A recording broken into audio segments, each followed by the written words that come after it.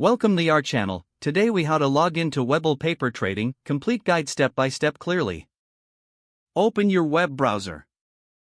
Type in the Webull website URL in the address bar. Press enter to load the page. In the top right corner, look for the login button and click on it. You will be directed to the login page. Enter your email address in the designated field.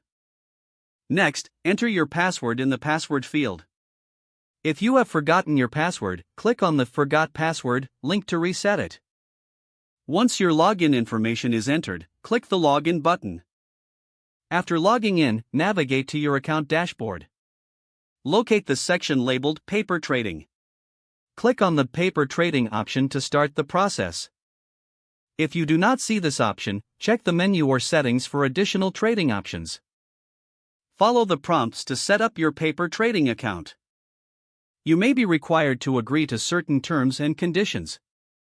Once set up, familiarize yourself with the interface. Explore the features available for paper trading.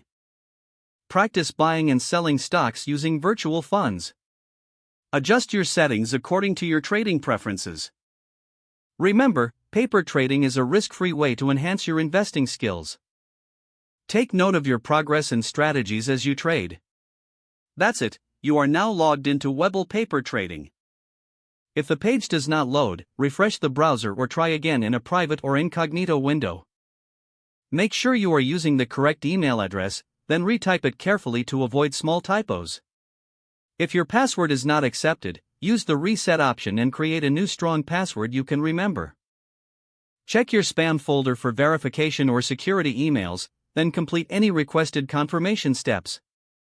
Enable two-factor authentication if available to improve account security and reduce unauthorized access risk. After signing in, review your profile details so your contact information and settings are accurate and current. If you see an error message, note it down and try again after restarting your device and internet connection. Don't forget to like this video and subscribe to our channel for more step-by-step tech guides.